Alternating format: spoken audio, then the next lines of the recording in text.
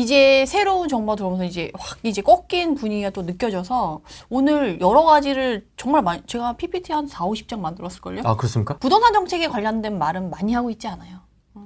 사실 후보 시절에도 그렇게 많이 하지 않았죠. 그냥 물어보면 이제 대답을 안 할 수는 없으니까 가이드를 준다는 형식으로만 얘기하고 본인의 관점만 얘기한 거지 뭐 정책을 이렇게 쓰겠다 뭐 디테일한 거는 거의 안 나왔었잖아요. 기억 남는 메시지는 건들수록 부작용이 컸다. 이건 기억에 남더라고요. 그리고 다주택자라거나 이제 부동산으로 수익을 보시는 분들은 세금을 내면 된다. 근데 사실 이 말이 더 무섭지 않아요?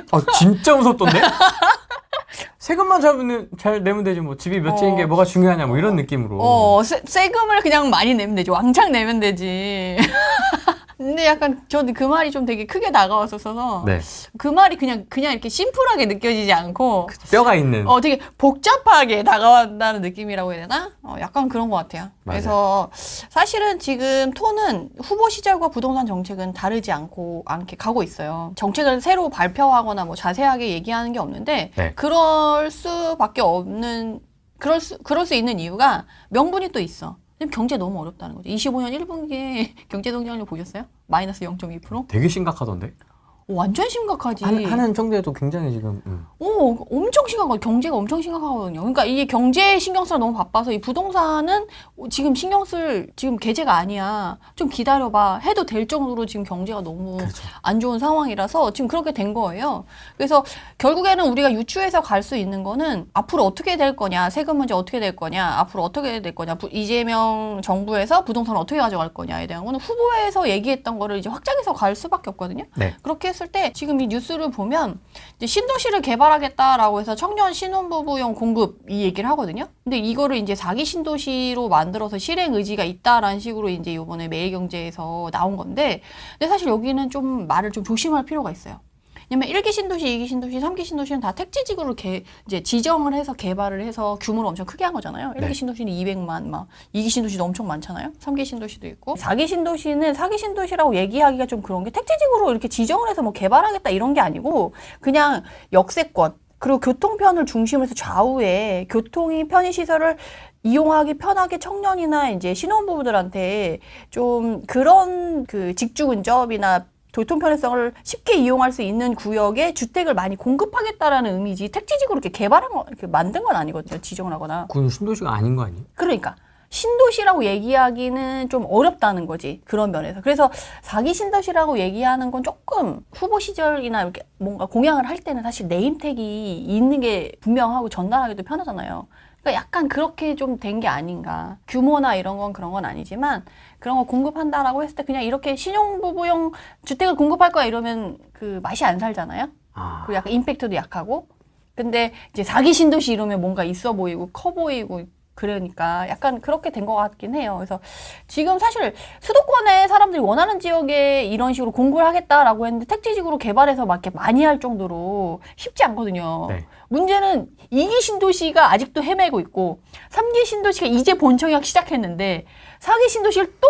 라고 했을 때 그것도 또 머리에 의문점이 많이 남는 부분이라서 사실 4기 신도시라고 명명해서 하기엔 조금 그렇다. 그냥 이 정도 톤만 알고 계시면 되고 당장 뭐 개발이 된다 뭐 이런 거는 아닌 것 같아요. 네. 그 다음에 이제 재건축 재개발 활성화 정책을 후보 시절부터 얘기를 했었고 이거는 뭐 국힘이나 뭐 민주당이나 똑같이 목표를 가지고 활성화를 해서 공급 부족을 막겠다라는 건 똑같았잖아요. 근데 여기서 여러분들이 놓치지 말아야 될 건 목표는 같지만 이루는 방법은 다양할 수 있고 다를 수 있다는 거예요. 국민의힘과 민주당에서 원하는 재건축 재개발 활성화의 방법은 당연히 다를 수밖에 없고 그 결과도 좀 달라질 수도 있겠죠? 어떻게 다를 수 있을까요? 두 당이? 어쨌든 재건축 초과이익 환수제 하나만 봐도 국민의힘은 재건축 초과이익 환수제를 폐지할 거야 라고 해서 사업성을 만들어주려고 했고 민주당 같은 경우는 재건축 재개발을 활성화한다고 하지만 재건축 초과이익 환수제는 폐지할 생각이 없어 라고 얘기를 한 거랑 그랑 또 나눠지잖아요. 근데 여기서 또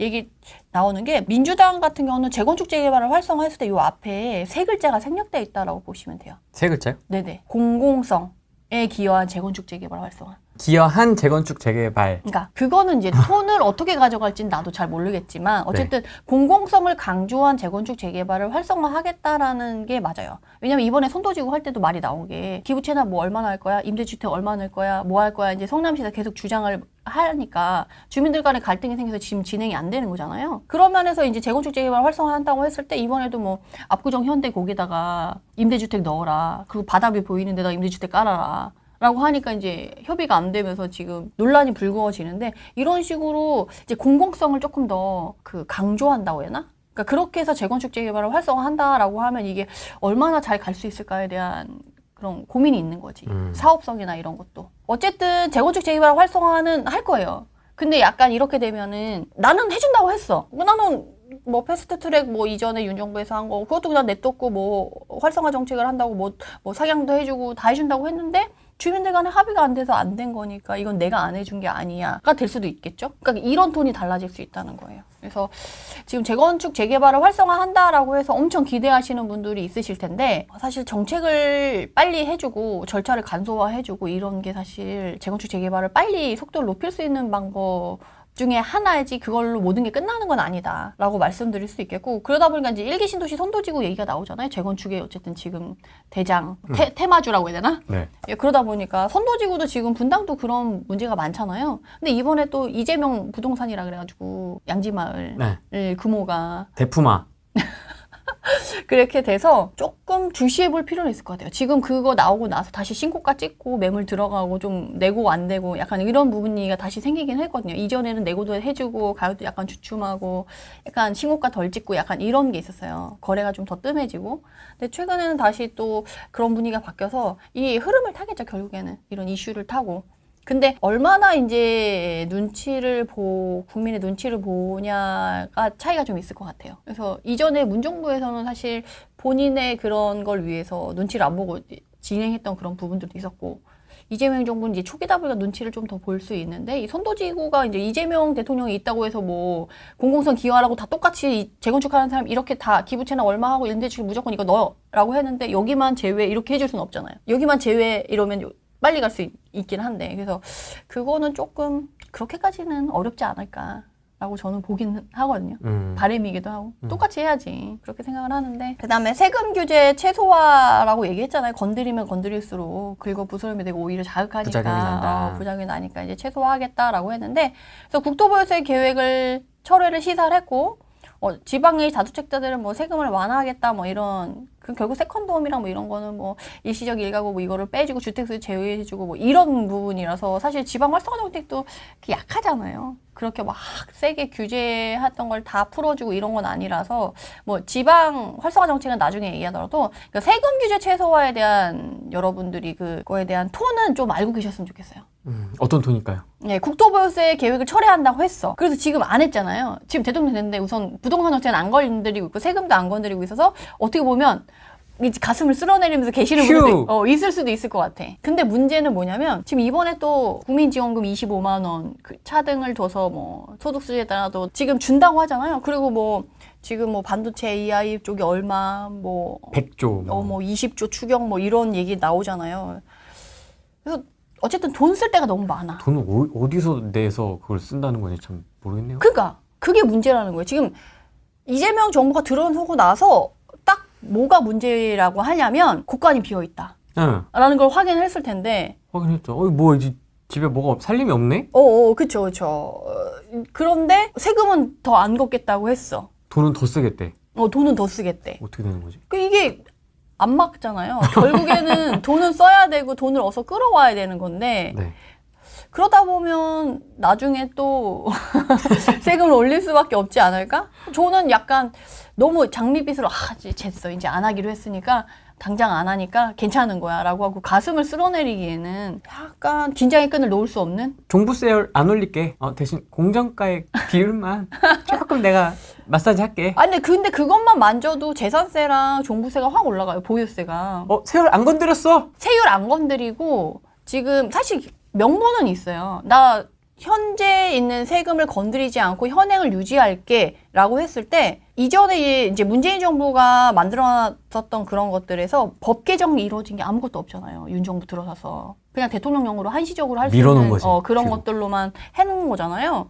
근데 그렇다고 했을 때 이제 대통령령으로 그렇게 일시적으로 한 거니까 이제 법대로 할 거야 라고 하면 문정부 때 그 최고로 무거웠던 그 상태로 다시 돌아갈 수 있는 거거든요. 그래도 나는 현행법을 건드리지 않았어가 되는 거죠. 명분이 되는 거죠.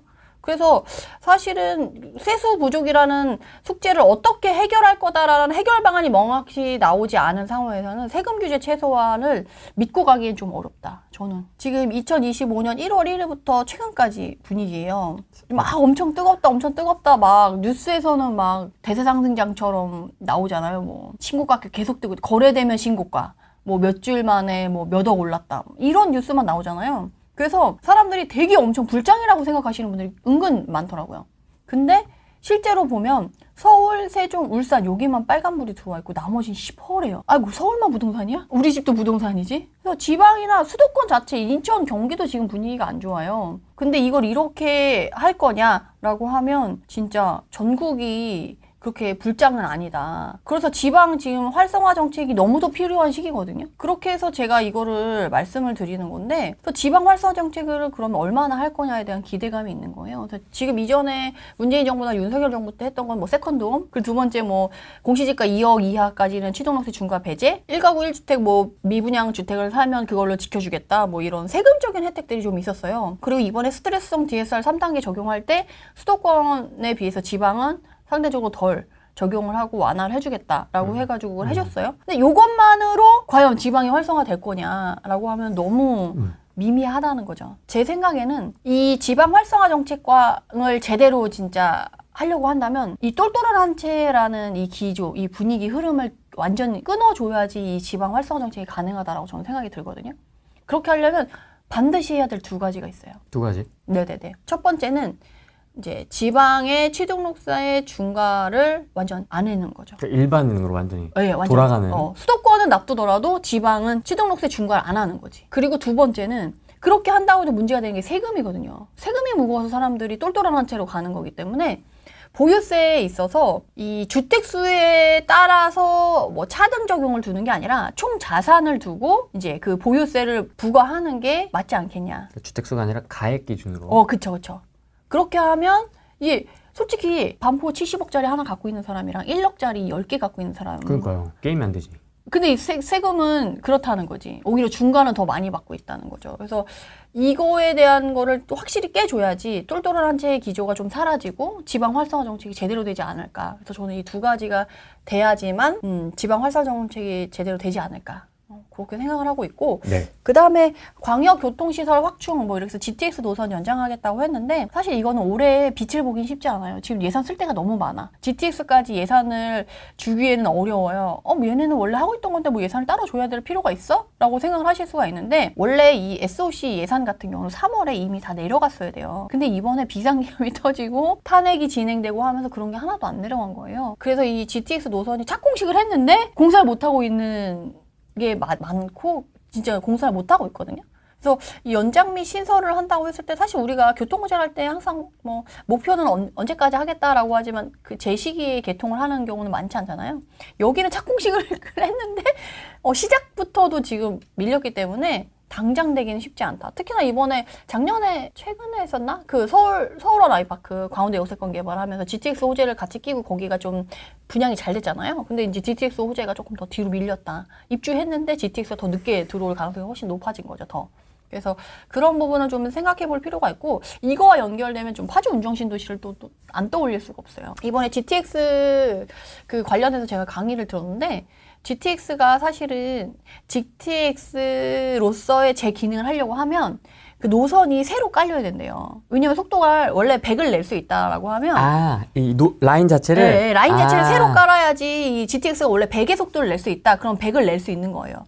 근데 정말 그렇게 해서 노선을 새로 깔아서 빨리 달릴 수 있는 노선은 GTX-A 노선 중에 GTX-A 전체도 아니야. 서울역에서 파주 운정까지만 새로 까는 거예요.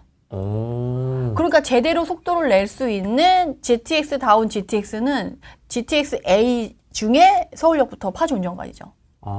그래서 속도가 거기는 빠르대요. 근데 나머지 노선들은 같이 쓰나? 예, 같이 써요. 그러니까 뭐 지하철 보내고 빨리 가고 뭐 이런 게 있잖아요. 그러면 서로 이렇게 섞일 때 기다려줘야 되는 거거나 아니면 앞에 누가 가고 있어. 그러면 속도를 줄여서 가거나 이런 것들이 있겠죠. 우리 9호선 급행 같이. 나 오늘 지하철 타고 오는데 또 급행을 먼저 보여야 되니까 그렇죠. 6분 기다리래. 나 중간에 섰다 왔어. 짜증나. 그래서 중간에 섰다 왔거든요. 화장실 갔다 와도 되겠어. 그래서 이런 식으로 GTX도 원래 100을 달릴 수 있는데 앞에 뭐가 지나가 그걸 부딪히지 않게 해서 7, 80으로 속도를 줄였다가 간다거나 이런 식으로 해서 맞아요. 속도가 안 맞을 수 있다는 거예요. 그래서 GTX다운 GTX는 거기 노선밖에 없다라고 저는 이렇게 들었어요, 그때. 그래서 GTX 뭐 A, B, C, D, E, F 뭐 Z까지 나올 분위기지만 사실은 그게 기존의 노선을 같이 쓰는 게 아니라 새로 노선을 깔려고 하면 더 오래 걸리고 돈도 더 많이 들기 때문에 쉽지 않아서 없는 것보단 낫지만 그래도 어쨌든 그런 건 있다. 그래서 GTX A 파주운정 신도시 지금 분들이 제가 이번에 1, 2, 3기 신도시를 쫙 훑으면서 이제 가격의 변화라던가 추이라던가 지금 어떤가 신도시별로 비교를 하고 있었거든요. 파주운정 신도시가 2기 신도시잖아요. 파주운정 신도시가 한참 그 GTX A 호재로 잘 가고 했을 때 거기 있었던 이제 파주운정 신도시, 그러니까 파주운정역을 기준으로 이제 오른쪽에 있는 구역과 왼쪽에 있는 구역이 있어요. 운전 주간역을 기점으로 여기 오른쪽에 있는 구역과 이제 왼쪽에 있는 구역이 있어요. 여기 오른쪽이 훨씬 좀 더 빨리 입주를 했고 여기는 이제 막 분양해서 들어오는 거거든요. 그래서 지금 대장 아파트는 어떻게 보면 이쪽 파주운정신도시 디에트르 더 퍼스트예요. 왜 대장이에요? 봐보세요. 파주운정신도시에서 기존에 있는 이제 대장 아파트는 여기거든요. 운정신도시 아이파크. 근데 왜 대장이 여기로 바뀌었냐면 네. 여기 큰 이제 교차로랑 게 지하차도 이런 게 보이죠? 요 까만 노랑 색깔. 까만 막대기만 봐도 요거 뭐야? 지하차도. 사막산 지하차도, 지하도로 이게 있잖아요. 이게 넓잖아요. 중간에 도로나 천이나 이렇게 좀 생활권이 분리되죠. 그러다 보니까 파주 운정중앙역을 기준으로 형성되는 인프라나 이런 것들이 다 여기 몰려있기 때문에 여기를 건너가는 데까지 또 동선이 길어지잖아요. 그러니까 당연히 그리고 여기는 지금 6년 차고 여기는 이제 5년 차. 그러니까 신축급이 조금 더 살아있죠. 그리고 초등학교를 끼고 있고 공원 있고 인프라 있고 역 있고 다 있잖아요. 그러니까 여기 주변에 지금 이런 게 훨씬 좋아질 수밖에 없지. 그래서 얘는 운정신도시 같은 경우는 전에 거의 10억을 찍었었거든요. 9억 7천까지 실거래가를 찍었는데 이때 매물은 10억까지 가지 않았겠어요? 그렇죠. 그래서 파주 운정신도시도 10억 간다 이런 얘기가 많이 나왔었어요. 그랬는데 지금 이게 쭉 빠져가지고 얼마 빠졌어요? 옆으로 지금. 개걸음을 하고 있습니다. 34% 빠졌나요? 30%에서 40% 사이에 빠졌잖아요. 근데 지금 회복한 건 얼마 회복했어요? 한 11%. 7천만 원 회복했으니까 GTX A 개통되면 파주 운정 날아갈 줄 알았는데 이게 뭐냐. 그래서 파주 운정 신도시 사시는 분들은 지금 좀 되게 속상해 하시거든요. 근데 상대적으로 여기에 있는 이 아파트는 이전에 8억 찍고 나서 지금 7억대예요. 오히려 이쪽보다 덜 빠졌어. 그러니까 분위기가 여기보다는 여기가 나은 거지. 그래서 사실 이쪽에 사시는 분이 더 속상한 거예요. 그런 부분에서. 인프라도 먼저 들어오서 좋았지만 지금 분위기가 그래서 좀 갈렸어요. 그래서 같은 2기 신도시, 파주 운정 신도시라도 오른쪽에 사냐 왼쪽에 사냐에 따라 좀 분위기가 좀 더 갈리는. 신기하다. 이 도로 그죠? 하나가 되게 중요해. 그러니까요. 여기서는. 예. 그래서 이제 제가 항상 말씀드리지만 똑같은 이제는 행정구역만 같아도 어느 정도 이제 같이 물이 들어오고 에너지가 퍼지면 막 같이 올린다 이런 게 있었는데 여기는 파주 운정 신도시 같은 그냥 파주 운정 신도시야. 근데도 여기서 생활권이 오른쪽에 있냐 왼쪽에 있냐로 이제 희비가 갈리는 거잖아요. 그러네요. 그러니까 이제 핀셋 규제의 그 정말 끝판왕으로 이제 구역별로 이제 탁탁탁 달라지는 그런 게 너무 이제 더 심한했다라고 해야 되나? 그래서 더 힘들어졌어요. 이걸 고르는데 더 고심하지 않으면 정말 같은 어떻게 보면 여기도 좋잖아요. 파주 운정역도 이용할 수 있고. 근데 왜 여긴 아니야? 라고 했을 때 그런 거죠. 똑같이 7억이잖아요. 여기도 7억, 여기도 7억. 근데 얘는 10억까지 갔다가 빠진 거고 얘는 원래 8억에서 7억이에요. 내가 10억을 갖고 있어. 2억 빠진 거랑 내가 원래 8억이었는데 7억이 된 거랑 그 마음가짐이 틀리잖아요. 내가 3억을 잃었냐? 1억을 잃었냐? 그러니까 그 마음의 그런 괴로움의 정도? 화병의 정도는 차이가 날 수밖에 없는 거지. 그래서 약간 이런 부분이 차이가 있다. 그래서 1기, 2기, 3기, 4기 신도시 뭐 이런 얘기가 많이 나오지만 어쨌든 쉽지 않다. 그리고 SOC 이런 GTX 쉽지 않다. 그래서 제가 아까 전반적으로 지금 전국적으로 안 좋다라고 말씀을 드렸잖아요. 근데 세종 나 홀로 지금 독주하고 있습니다. 지금 올해 들어가지고 2월, 3월부터 시작해서 세종이 1등의 거래량이라고 가격 상승 이런 걸 봤을 때 세종이 1등의 자리를 지금 여태까지 놓지 않고 세종을 뭐 어떻게 봐야 되는 건지 참. 꾸준히 가고 있어요. 근데 최근에 이제 이재명 대통령이 당선되기 전에 엄청 뜨겁고 막 거래 활발하고 올 초에 비해 대통령 당선되기 전까지 한 1억 정도 올랐었거든요. 1억에서 1억 5천? 다 거래된 건 아니고 나성동이라던가 신축 몰려있고 원래 있었던 이생활권의 세롬동 지도를 볼까요? 볼까요? 좋습니다. 저 지도 보는 거 좋아하니까. 원래 이제 나성동 요쪽이 마지막에까지 입주를 안 하고 있다가 최근에 입주를 한 단지들이에요. 근데 분양할 때 분위기가 그렇게 좋지는 않았었거든요. 근데 최근에 이제 좀 이재명 대통령이 당선이 되고 이제 S1 요쪽으로 이제 이렇게 해가지고 국회의사당 이런 거 자리가 부지가 마련이 되고 이렇게 준비가 되는 거거든요. 그러다 보니까 이제 요쪽에서 또 이제 영향을 받지 않겠어요? 바로 앞이고. 그리고 여기가 가장 신축이고 그리고 세종은 생활권으로 나뉘는 거 아시죠? 1생활권, 2생활권, 3생활권. 그래서 2생활권이 가장 메인인데 2생활권이 이제 여기 세롬동, 다정동, 그리고 여기 나성동 이쪽에 있는 단지들이 나성동이거든요. 그래서 이쪽 단지들이 좀 거래가 많이 됐고 이 단지들이 올 초에 비해 한 1억 정도가 올랐고 거래가 좀 많이 됐다라는 거예요. 근데 문제는 세종이 이번에 이재명 대통령이도 그렇고 국힘에서도 세종시로 이전하겠다 뭐 이런 얘기 둘 다 했었잖아요. 그래서 세종시는 누가 돼도 된다. 이래서 지금 이어져 가는 건데 근데 예산이랑 이런 거는 구성이 되어 있대요. 그리고 그게 일부냐 전부냐인데 결국에는 뭐 일부로 가냐 전부로 가냐의 차이는 있겠지만 어쨌든 일부는 가더라도 우리가 생각하는 서울의 여의도를 싹 비우고 막 이걸 싹 비우고 여기를 다 한다. 이런 톤은 아닐 거다라는 거를 아시면 좋을 것 같고 그리고 이번에 윤석열 정부 들어오면서 그 청와대를 용산으로 옮겼잖아요. 근데 용산이 되게 좋았을 것 같죠? 뭐가 좋아요?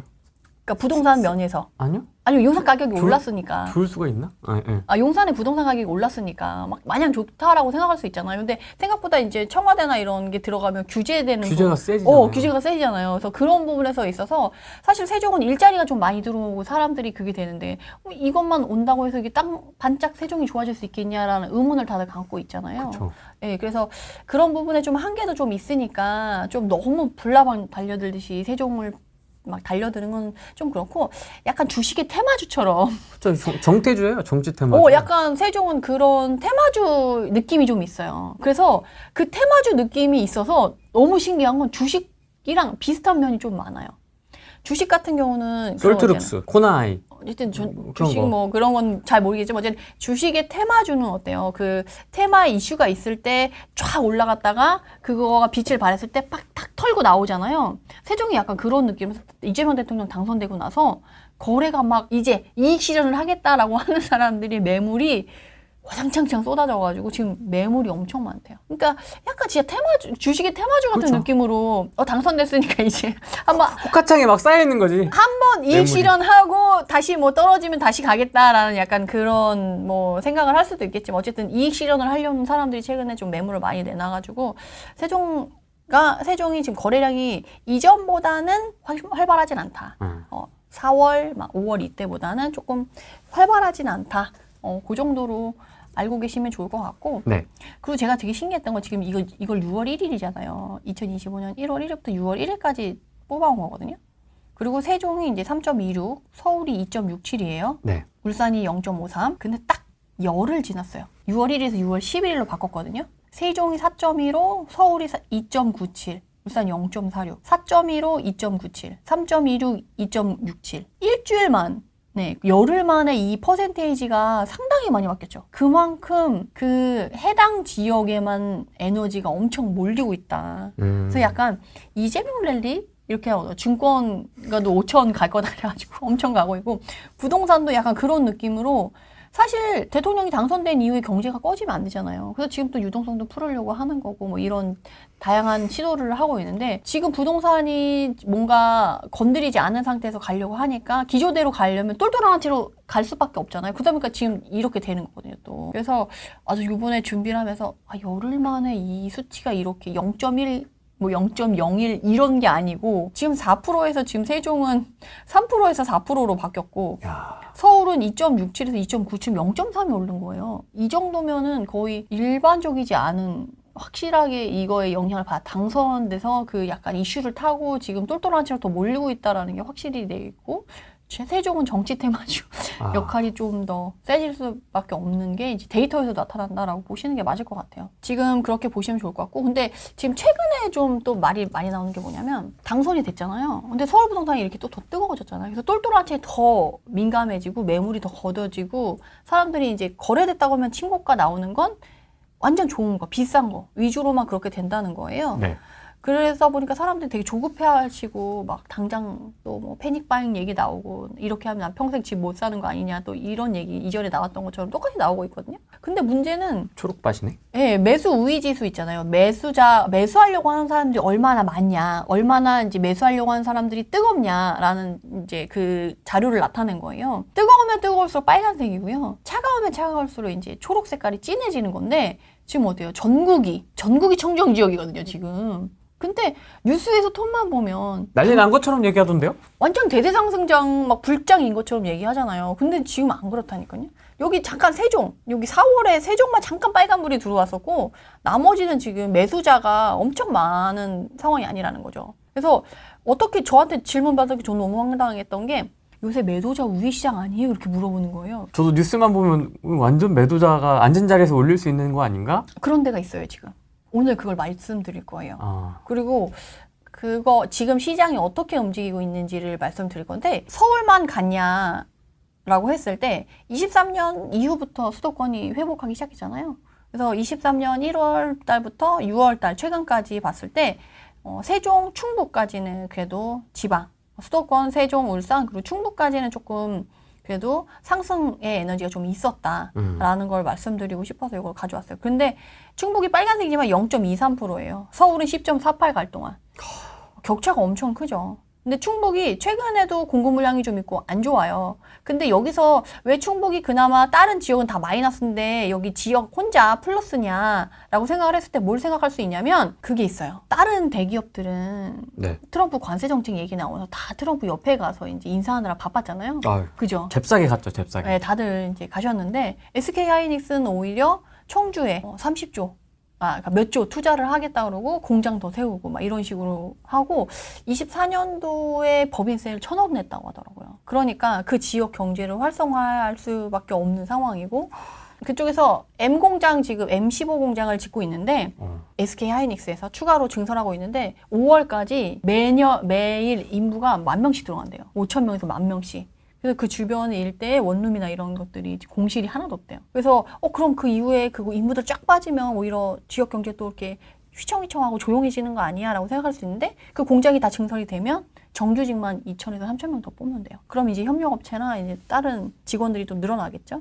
그래서 지역 경제 활성화가 조금 더 되지 않을까 기대해 보고 있긴 한데 어쨌든 그래서 충북이 좋은 것 같다. 사실 충북에서 볼 건 청주가 가장 메인이잖아요. 그러다 보니까 이제 약간 이런 느낌이지 않을까라고 이제 말씀을 드리고 너무 시장 뜨거워라고 생각하시는 분에게 또 하나 보여드릴 게 전국 거래량이에요. 전국 부동산 거래량인데 21년도에 하반기부터 이제 급락하기 시작한 이후로 거래량이 같이 떨어졌잖아요. 그 이후로 월평균 거래량 이상 올라온 적이 없어요. 전국적으로 봤을 땐 서울은 조금 올라올 때가 있었지만 전국적으로 봤을 땐 올라오지 않고 최근에 25년 2, 3월에 조금 거래가 됐다라고 해도 월평균 거래량을 넘어서지 못했어요. 전국 거래량으로 봐서는.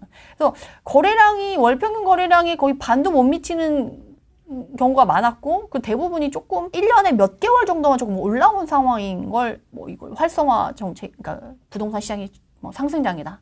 뜨겁다라고 얘기하기는 좀 어렵다라는 거죠. 그렇지만 문제는 뭐냐면 26년도 이후부터는 전국적으로도 공급 물량이 조금씩 줄어들기 시작한다. 서울은 압도적으로 확 줄어드는데 전국 단위로 봐서도 조금 줄고 있어서 이후에 26년도부터 전세가 상승이나 매매가 상승은 좀 생각할 수밖에 없다. 그렇지만 제가 항상 말씀드리지만 그렇다고 해서 막 폭등, 막 당장 폭등 이런 건 아니고 그리고 전세가 상승 이꼴 매매가 상승 은 아니고 전세가가 올라오고 나서 매매가가 그러니까 전세가가 밀어 올려서 매매가를 올리기까지는 시간이 좀 걸릴 수 있다. 요거는 생각하시면서 보실 필요가 있겠고. 근데 굉장히 지금 거의 30년 평균으로 봐도 역대급이지 그쵸. 않습니까? 네네. 이 정도면 진짜 상승 압력이 엄청나지 않을까요? 뭐 수요 공급만으로 가는 건 아니지만은. 근데 경제가 얼마나 받쳐주냐가 또 문제일 것 같아요. 왜냐하면 지금 호주머니 사정이 너무 안 좋잖아요. 경제 성장률도 뿐만이 아니라. 그리고 지금 외식이나 자영업자들이 힘들다고 하는 이유가 지금 한 번 나가서 가족끼리 밥을 먹으려고 하면은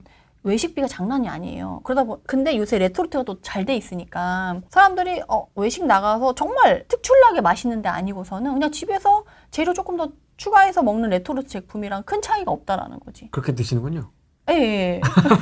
전 요새 그래요. 그러다 보니까 정말 코너에 목 좋은 가게들도 정말 공실이 많아요, 요새. 뭐 서울뿐만 아니라 원래 목 좋았던 그런 곳들도 자영업자들이 너무 힘들어서 나오는 공실들을 제가 최근에 좀 많이 봤었거든요. 그러다 보니까 이제 외식의 문화가 바뀌었다. 뭐 이전에 코로나 때문에 배달이 많아졌지만 배달도 이제 좀 질렸다라고 해서 이제 사람들이 외식도 많이 나가고 했는데 그것도 너무 부담스럽다 해서 바뀌고 또 요새 또 주변에서도 많이 듣는 게 옛날에는 이제 고기를 사다가 정육점에서 먹었잖아요. 근데 그거 너무 비싸다는 거지. 그래서 약간 창고형 마트 같은 데서 대량으로 사서 집에서 이렇게 잘라 먹는 거예요. 약간 그런 것들이 약간 이제 가정 경제가 쉽지 않아서 어떻게든 절약할 수 있는 방법을 찾아가는 하나의 방법이지 않을까 저는 그런 생각이 들었어요. 근데 그냥 그런 것들이 이제 좀 생활에 전반적으로 이렇게 스며들어가는 듯한 느낌이라서 경제가 쉽지 않아서 지금 유동성 풀고 금리 인하하고 막 당장 부동산 가격이 상승할 것 같지만 저는 지금 기조대로 똑같이 제가 지금 서울은 이제 3단계로 나눠져 있다고 말씀을 드렸잖아요. 완전 어나더 레벨로 빠르게 가는 시장. 걔는 원벨리. 그 원베일을 대장으로 하는 거기 라인에 있는 구역과 단지들은 이제 경제 시장과 상관없이 갈 거고 그 중위권에 있는 지역들은 부동산 시장의 흐름과 경제 시장의 흐름이 거의 이제 약간 어느 정도 서로 주고받으면서 갈 수밖에 없는데 이 시장은 빨리 가기가 쉽지 않은 거죠. 근데 지금은 약간 좀 내려오긴 했어요. 가격대가. 23년, 24년에는 20억, 30억짜리 비싼 거. 이런 거 위주로 많이 거래가 되고 많이 올랐거든요. 지난번부터 계속 말씀드렸던 뭐 요번에 올해 2025년 2, 3월에 많이 나왔었던 토지거래 허가구역 해제 재지정 막 이렇게 하면서 난리가 났었던 잠산대청의 뭐 잠실의 리센치 같은 경우는 2022년 말에 18억이었거든요. 30평대가. 지금 30억이에요. 지금 2년 만에 12억이 올랐거든요. 갖고 싶죠. 그러니까 이번에는 진짜 내 집 마련만 그런 식으로 잘했어도 그렇게 될 수가 있었던 거고 그러면 그런 18억에 살 수 있는 사람들은 뭐 너네 같이 공부 많이 하고 많이 알아보고 한 고수들이 산 거 아니냐라고 생각할 수 있는데 전혀 아니고 우리들은 다 손발에 묶여 있었잖아요. 그래서 할 수가 없었고 오히려 그 18억대에 딱 2건이 거래되는데 그 2건 사신 분들은 전세 사셨어요. 리센치에 전세 사셨던 분들이 이렇게까지 가격이 내려올 수 없는데 그래서 가격에 확신을 갖고 있는 분들이 사신 거라 가지고 진짜 실거주자분들이 가격에 대한 확신을 잘 가지고 있을 수 있는 가치 있는 아파트에서 내 집 마련한다고 하면 앞으로도 기회가 많을 거다. 이재명 대통령이 아무리 세금을 앞으로 뭐 안 하겠다고 했지만 뭐 상황에 따라서 어쩔 수 없어. 그리고 오늘 말씀드렸지만 아까 지금 열흘 만에 지금 상승률이 장난 아니잖아요. 이렇게 되면 또 명분이 생겨요. 난 안 하려고 했는데 이렇게 또 시장이 뜨거워지니까 안 할 수가 없네? 라고 하면 이제 상대적으로 좀 규제를 좀 다르게 하겠지만 뭐 규제를 할 수밖에 없어 라고 얘기 나오면서 또 규제를 할 수가 있는데 그럼에도 불구하고 1가구 1주택자는 건드리기가 쉽지 않다는 거죠. 명분상. 그래서 사실 공시지가의 비율을 만지는 것도 재산세 자체가 올라갈 수 있기 때문에 그거는 모든 국민한테 좀 부담이 될 수밖에 없어요. 그래서 그것도 쉽지는 않다. 1가구 1주택자는 열심히 지금 준비해서 가야 되는 건 맞는 것 같아요. 전세가가 폭등하진 않겠지만 매매가가 어쨌든 이게 빨리 자극을 받아서 가냐? 적게 자극을 받아서 가냐의 차이로 속도의 차이는 있을 뿐 어쨌든 갈 수밖에 없는 상황이다. 그래서 지금 전국적으로도 보면은 1년에 50만 정도가 거래되고 월 5만 정도가 평균 거래량이거든요. 근데 지금 보시면 거래량이 4만 건 정도로 3만 건에서 4만 건 정도로 좀 줄어 있고 제가 그리고 최근에 이제 여러 유튜브 채널을 출연을 하면서 댓글이나 뭐 이런 피드백을 많이 받은 것 중에 하나가 네. 왜 지방 얘기는 안 하냐? 서울 수도권만 얘기하냐? 아니 요청을 수도권 쪽으로 많이 해서 그런 거 아닐까? 아니 사람들이 조회수가 나오고 그러니까. 관심 있는 건 다 수도권이니까. 저도 지방 올려봤는데요. 여러분 안 보시잖아요. 데이터가 다 있으니까 저도 다 체크를 하잖아요. 조회수나 뭐 시청 지속 시간이나 이런 거 보면 다 답이 나옵니다. 그래서 안 다룹니다. 그러니까. 근데 이제 또 저한테 댓글 이렇게 주시는 저희 채널 와가지고 왜 서울만 부동산이냐, 서울만 왜 다루냐. 아니, 많이 보면 하지. 많이 보면. 지방 왜 안 해주냐 그래서 제가 지방도 준비해온 거거든요. 네. 그래서 24년도에 좀 있었고 올해부터는 이제 전국적으로도 막 그렇게 많지 않아요. 그래서 지금 인천, 대전, 지금 충북 이 정도만 좀 공급 물량이 있고 나머지는 앞으로 좀 계속 없다. 이후에는 뭐 광주, 대전만 있는데 대전 쪽도 요새 많이 힘들잖아요. 네, 미분양도 많고. 좀 있어요. 네. 도안 신도시만 그나마 좀 선방하고 있고. 제가 좋아하는 도안. 도안 좋아하세요? 저 살았었으니까요. 도안 쪽에? 네. 근데 신도시 되기 전에 나왔죠. 좀 자리 잡기 전에. 그래도 그 부모님 집이 거기 있었으니까 트리플에. 유성 온천역 9단지. 네. 그쪽만 분위기가 좋아요. 도안 신도시도 밑으로 내려가면 내려갈수록 입지가 떨어지기 때문에 네. 네네 어쨌든 전반적으로 좀 이렇다 말씀을 드리고 서울은 여전히 제가 이전에도 말씀드렸죠. 강보합으로 계속 갈 수 있다라고 말씀드렸는데 앞으로도 좀 그렇게 갈 수밖에 없는 상황인 것 같아요. 이거 뚫겠는데요? 그러니까 이제 전고점을 뚫기 직전이야. 그럼 이제 완전 회복장 아니고 이제 상승장으로 넘어가는 거거든요. 근데 너무 우울한 건 외곽이나 이런 데는 아직도 지금 떨어진 상태에서 못 간 단지들이랑 구역들이 많은데 잘 나가는 핵심 지역에 거기 가격만 2배, 3배 돼서 이렇게 갈 수 있다는 거죠. 주가 종합지수는 올라가는데 내 주식은 안 오르는 거지. 그치. 네. 약간 주식 하는 사람들이 그래서 힘들잖아요. 지금 종합주에서 엄청 오르고 있는데. 날라가잖아요, 지금. 내 건 안 올라요. 프랭이님이 그러신 거예요, 지금? 그래서 지금 그러신 분에서 상대적으로 박탈감을 더 많이 느끼게 되죠. 지금 불장이래, 주식이. 뭔 개소리야. 내 거 안 오르는데. 그러니까 부동산도 지금 너무 똑같아, 주식이랑. 그래서 사람들이 더 속상해 하시는 것 같아요. 네. 앞으로도 이렇게 갈 수밖에 없다. 이건 받아들여야 된다. 말씀드리고, 서울도 마찬가지로 전국이랑 비슷하게 2, 3월에 토지거래 허가구역 재지정되면 3월에 9,000건까지 올랐어요. 완전 많이 올랐죠, 진짜. 진짜 팡 터졌죠. 2, 3개월 다 집계되니까 뭐 7,000건, 8,000건이나 9,000건까지 이제 마무리되는 분위기고 그 이후로는 이제 4,000건, 5,000건으로 그래도 여기가 5,000건이 넘었잖아요. 지금 월 평균 거래량이 거의 5,000, 6,000 되거든요.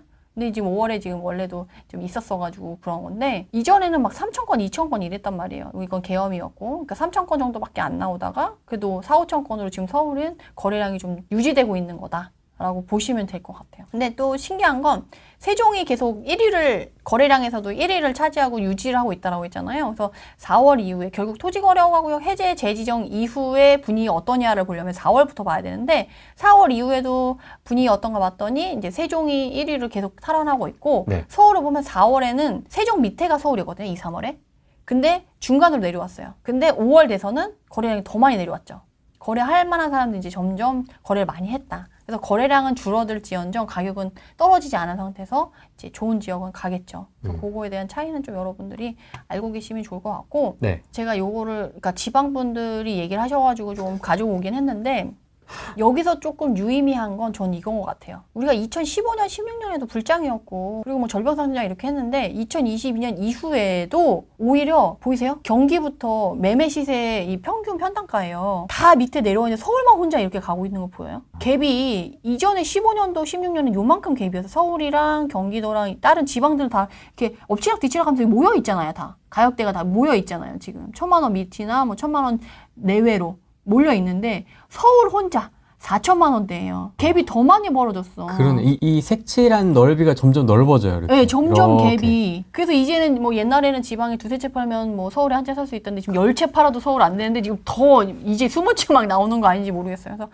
갭이 더 벌어지고 있다. 근데 문제는 이건 더 심해질 거다라는 거죠. 정말 장난 아니죠. 이전 때하고 좀 비교를 해보면 진짜 차이가 많이 납니다. 그러니까 내가 2010년 전에 서울에 집을 사놨어. 지방에 집 산 사람이랑 지금 평균 평당가 엄청 차이 나는 엄청 차이 나겠다. 이러니까 지금 그러니까 그래서 제가 말씀드린 게 지방 활성화 정책을 믿고 지방에서 이제 이제나 저제나 지방이 회복될까 기대하시는 분들이 좀 있기는 하시거든요. 근데 지금 좋은 얘기를 해드리면 참 좋은데 이렇게 얘기하면 또 엄청 막 욕하실 수도 있는데 지금 쉽지 않고 그래서 이번에 사실 23년 이후부터 24년, 25년에 지방의 분들이 서울에 와서 거래를 많이 하셨잖아요. 그래서 막 그거 욕했어요. 왜 너네는 지방에 살면서 막 거래는 왜 서울에 해? 막 하면서 좀 오히려 그러면서 서울의 가격 높이는 거 아니야? 이렇게 해서 막 그렇게 나쁘게 얘기하시는 분들도 있는데 너무 명확하잖아요. 누가 봐도 서울을 사고 싶지 않겠어요? 거주는 지방에 하더라도 앞으로 똘똘한 한채의 기조가 이제 깨지지 않는 이상은 이게 더 심화가 될 거고 지방에 사시는 분들은 이제 보유와 거주를 분리하는 게 너무도 이제 당연해지는 풍조가 되지 않을까. 저는 약간 이런 생각이 들더라고요.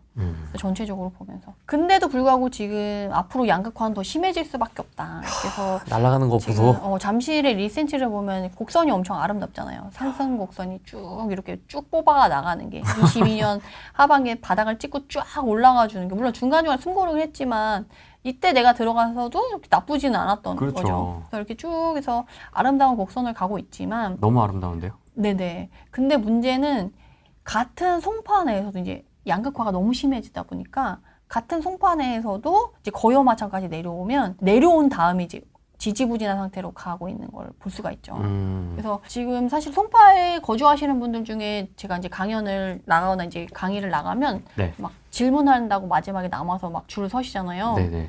그래서 그때 오셔서 얘기하시는 분들 문정동, 거여마천 이쪽쯤에서 사시는 분들이거나 그쪽에 이제 거래를 하셨던 분들이 생각보다 송파 엄청 뜨겁다고 뉴스에 맨날 나오는데 왜 우리 집은 이러냐라고 속상해 하시는 분들이 많은데 이번에 가락동 밑으로는 그 에너지가 그렇게 크지 않고 내려가지 않았어요. 그러다 보니까 송파 내에서도 양극화가 더 심해진 거죠. 그래서 이제는 서울 안에서도 핵심 지역 안에서도 양극화가 더 심해지니까 우리 아까 이거 봤잖아요. 이것만큼 이제 서울 안에서도 이 갭이 벌어질 거예요. 그래서 앞으로 이제 결정을 하거나 이제 조금씩 더 핵심적으로 올라가려고 하는 노력을 하지 않으면 이제 상대적인 박탈감이라던가 저쪽은 저만큼 오르는데 왜 우린 이거밖에 안 올라? 이거에 대한 마음의 괴로움을 더 자주 많이 겪게 될 수 있다. 야, 그래프를 보면 이것과 이거. 물론 네. 이제 절대가 차이는 좀 있습니다만은 입지 차이도 있고 와 네네. 심하긴 하다 진짜. 이거와 이거. 똑같이 3년 그래프잖아요. 얘도 아. 3년 그래프, 얘도 3년 그래프인데 그래프가 정말 너무 많이 좀 차이- 같은 좀 송파인데 이렇게 비슷하게라도 좀 가야 되는데 이 너무 차이가 나는 거지. 그러니까요. 그러니까 이게 제가 아까 파주 운종에서도 말씀드렸지만 이게 노선 왼쪽에 있냐 오른쪽에 있냐 송파에서 가락동 위에 있냐 밑에 있냐로 이렇게 막 크게 갈리는 거예요. 그러니까 이제 이렇게 쪽집게로 이렇게 뽑아야 돼 아파트를. 어우, 내가 살 거를. 그러니까. 뭐 잠실 이게 아니고 이렇게 해가지고 이렇게. 그러니까요. 그래서 요새는 정말 고민 많이 하시고 공부 많이 하셔야 된다. 어렵다. 사실 서울의 에너지가 좀 퍼지고 있어요. 그래서 이제 노원구 쪽에도 거래가 많이 늘었다. 요새 뉴스에 좀 이렇게 많이 나오는데 사실은 노원구 하면 이제 상계동이고 이제 상계동 할 땐 이제 재건축 이슈 때문에 이번에 재건축 재개발 활성화한다고 해서 재건축 막 으쌰으쌰하면서 막 엄청 또 재건축 이제 무조건 잘 갈 거야라고 생각하고 막 재건축 들어가시는 분들 계시거든요. 네. 근데 그런 분들이 계실까봐 제가 이걸 준비를 했어요. 아. 재건축도 재건축 나름이고 이젠 재건축도 입지를 따진다. 왜냐하면 재건축이 요새 딱 사업성이나 이런 것들이 잘 안 나오고 요번에 또 분양가 자체를 높게 받을 수 없을 거예요. 이번 정부에서 분양가 상한제나 이런 것들을 좀 넓힐 가능성도 높고 그리고 이제 새로 지어지는 아파트에는 건설법에 대한 규제가 또 증가하고 있잖아요. 뭐 태양광을 넣어라, 뭘 층간소음도 해라, 뭐 이런 것들이 들어오면서 이제 자재비라던가 이런 것들이 더 올라갈 수밖에 없는 상황이고 지금 인플레이션 때문에도 어쨌든 지금 건설비가 올라갈 수밖에 없는 상황이잖아요. 그래서 그러다 보니까 재건축을 하려고 하면 이제 기본 분담금은 5억부터 시작이다라고 얘기를 하거든요. 근데 지금 상계동을 보시면 24평 매매가 6억이에요. 분담금 5억 내라 그래. 11억. 할 수 있겠어요? 헉소리 납니다. 이게 사업성도 사업성 문제지만 기존에 사시는 분들이 추가 분담금을 납입을 할 수 있겠냐 없겠냐에 따라서 주민이 이게 재건축을 가냐 못 가냐를 정하게 되거든요. 옛날에는 그래도 내가 집을 그 분담금을 안 내고도 이제 일반 분양을 잘해서 컨 아파트를 새 아파트로 받을 수 있었는데 이제 그런 분위기 절대 아니잖아요. 지금은 그 추가 분담금 2억만 나와도 감사합니다 하고 그렇죠. 받는 분위기인데 지금 이런 상황에서 5억을 낸다? 쉽지 않다는 거예요. 그러다 보니까 정말 재건축의 꽃이라고 하는 노원구 안에서도 대장이라고 하는 상계동 안에서도 대장 아파트라고 하는 이제 상계주공 6단지인데도 불구하고 게다가 24평이면 선호하는 평형이잖아요. 근데 지금 아직도 가격이 이렇게 헤매고 있잖아요. 그러니까 사실 재건축 이제 재개발 활성화한다고 해서 그것만 믿고 무턱대고 들어가기에는 이런 걸림돌들이 너무 많고 쉽지 않다라는 거예요. 그래서 사실은 이런 지역이나 이런 데는 전세가는 앞으로 또 빠르게 올라갈 수 있어요. 근데 매매가는 조금 고민해 볼 필요는 있죠. 야, 서울 역색 초역세권에 11억이면 해야지. 이게 사실 현실적으로 쉽지 않거든요. 사실 머리로는 이해가 되는데 현실적으로 내가 살고 있는 사람이 5억을 내라고 했을 때 그 어떻게 내? 뭐 쥐고 있는 것도 아니고. 그러니까 그래도 막 한 15억 사시던 그러니까 15억 절대가가 15억 넘어가는 집에서 5억을 더 내라고 하면 뭐 어찌어찌 집에서 뭐 담보대출 받아가지고 뭐 이렇게 한다지만 그쵸. 집값이 5억이랑 별 차이가 없는데 분담금을 5억 내라? 이거는 진짜 쉽지 않다는 거예요. 그래서 앞으로 노원구의 이제 상계동이나 이런 재건축 단지들 중에 이 추가 분담금을 감당할 수 있느냐 없느냐도 아마 재건축을 진행할 수 있냐 없냐에 판가름하는 기준이 될 수 있을 거예요. 그러니까 쉽지 않다. 그래서 여기도 같은 서울이고 에너지가 간다고 하지만 여기도 아직도 좀 지지부진하다. 그럼 사지 마요. 그럴 거면 차라리 저는 요새는 수도권의 서울 생활권에 속하는 경기도권을 사시라고 말씀드려요. 경기도의 입주 물량을 보면 27년까지 있어요. 그러니까 서울보다는 그나마 나은 거지. 공급이 있을 때. 시장이 안 좋잖아요. 그 가격이 그래. 그러면 지금 수요 공급에 의한 이 경제 원리가 시장에 크게 작용할 가능성이 높거든요. 그렇게 봤을 때 지금 광명이 입주율 아파트가 635% 높고 의왕시 423%, 오산시 뭐 이렇게 높거든요. 근데 광명은 이전에도 제가 많이 말씀드렸었잖아요. 그래서 광명은 빼고 말씀드리는데 네. 아까 노도강을 가느니 차라리 광명시를 가겠다라는 게 저는 더 취지에 맞다라고 생각이 들고 그 다음에 이제 의왕시로 공급이 많잖아요. 의왕시도 의왕시 나름이거든요. 그래서 제가 의왕시가 왜 좋은지 지금 입주하려고 하는 단지들이 왜 좋은지를 말씀드릴 거고 그 다음에 이제 오산시가 있는데 이 오산시가 오산세교 지구라고 해가지고 1단계, 2단계, 3단계 지금 입주를 해서 진행을 하고 있거든요. 그래서 1단계, 2단계는 입주 물량이 거의 마무리되는 상태고 거의 조성이 되어가고 있는 상태인데 지금 3단계 입주 물량이 있거든요. 근데 3단계는 지금 입지가 좀 많이 떨어져요. 전철역이나 이런 것도 떨고 거의 평택에 가깝게 밑에 내려와 있고 인프라도 좀 조성이 좀 덜 돼 있고 이런 부분이 있어서 오산시는 공급 과잉이지만 입지가 상대적으로 좀 하고 그리고 오산세교 좋았던 1단계, 2단계 아파트들은 거의 2, 3억대에 분양을 해서 지금 6억이 되어 있거든요. 2, 3억대 분양해서 가격이 벌써 2배가 됐어. 근데 지금 들어가기에는 또 너무 부담스럽거든요. 그리고 분양가를 그러면 당연히 이전 가격이 하겠어요? 최근 가격이 하겠지? 그러면 이제 가성비도 떨어져요. 그러니까 오산은 추천하진 않아요. 그러면 이제 그 다음이 이제 평택인데 평택은 지금 삼성도 힘들고 공급 물량도 앞으로 2, 3년간 많고 모두가 힘들어요. 모두가 힘든 시기가 이제 평택시인데 평택은 그래도 가치가 없는 지역은 아니기 때문에 향후 2, 3년 동안 좀 지켜보면서 그 2, 3년 후에 좋아지면 볼 지역으로 이제 말씀을 오늘 드리려고 자료를 쫙 갖고 왔어요. 광명. 네, 지금 철산자이더 헤리티지가 5월부터 입주라서 지금 하고 있거든요. 네. 입주를 하고 있는데 여기 트리우스 광명 마피 떴었잖아요. 네. 지난번에 그 잔금 칠 때는 7, 8천까지도 받았었다고 지난번에 얘기했잖아요. 네. 근데 헤리티지 자이는 이제 뭐 없고 마피 이런 거 없고 오히려 얘보다 1, 2억 정도 높은 상태가 되는데 이 철산 자이더 헤리티지를 매수하려고 하는 사람들이 조금 주춤할 수 있는 이유가 지금 뭐 세월경은 좋아. 그리고 다른 데보다 하방암령이 있어서 가격이 상대적으로 덜 올랐어. 왜냐면 서울에 진짜 그 개봉에 있는 그 위쪽에 있는 고척푸르지오가 요번에 분양을 했거든요. 거기가 지금 9억, 10억이에요. 근데 철산 얘가 지금 11억, 11억. 10억, 11억 이러거든요. 입지가 완전 다른데 여긴 대장 아파트가 된 애들인데 지금 1, 2억밖에 차이가 안 날 정도로 눌려 있는 거예요. 근데 덜컥 막 이렇게 사겠다라고 말을 못 하는 게 추가 분담금이 생겼고요. 인건비랑 그 자재비 상승으로. 근데 그거는 뭐 1, 2천 정도 된다고 하더라고요. 근데 두 번째는 재건축 초과이익 환수제예요. 걸리는 아파트예요. 세금이 얼마 나올지 몰라. 결국에는 이건 매수자가 부담해야 되는 시스템이에요. 계산이 아직 안 돼 있는. 네네, 세금이 아직 안 나왔어요. 그래서 얼마 나올지 정확히 모르겠다. 근데 이전에 사례가 많았으면 그거에 비추해서 할 텐데 이전에 적용됐던 단지들도 정말 손에 꼽으니까 이걸 계산해 볼 수가 없는 거지. 이 세금이 딱 나올 때까지는 그 금액을 알 수가 없는 거예요. 그러니까 주춤주춤하게 돼서 이게 세금이 완전 조금 나오면 상관없는데 많이 나오면 배보다 배꼽이 클 수 있으니까 당장 매수하기엔 조금 그런 부분이 없지 않아 있는 거죠.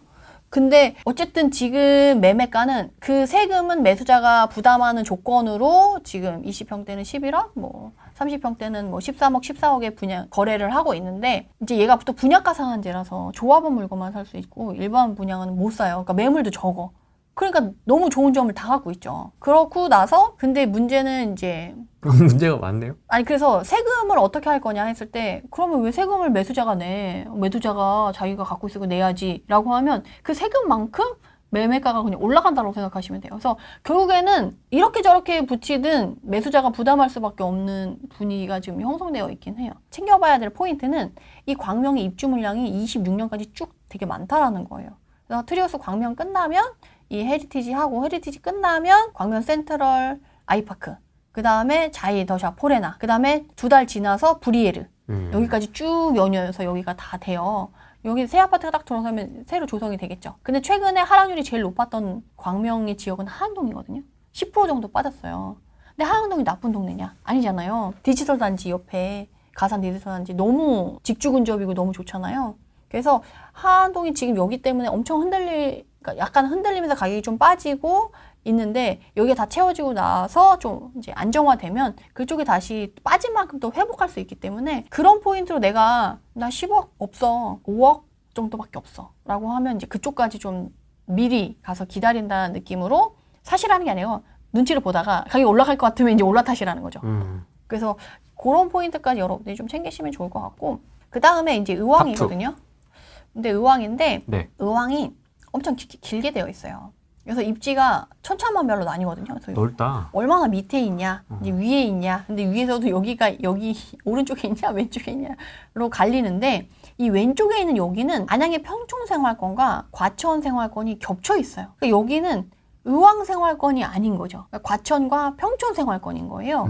그게 바로 이쪽인 거예요. 근데 이번에 인덕원 자이 SK뷰가 5월에 이제 입주를 하고 있어요. 근데 얘네가 한 8, 9억 정도 24평이 지금 하고 있거든요. 그럼 입주 시기에 게다가 세대수가 2633세대잖아요. 많잖아요. 그럼 흔들려야지 입주장에는. 근데 안 흔들리고 있어요. 왜냐? 요 주변에 있는 지금 이렇게 쭉 가려고 했는데 요쪽이 생활권 이렇게 세모되어 있는 요 부분이 있잖아요. 이게 인덕원 생활권이라고 얘기를 하거든요.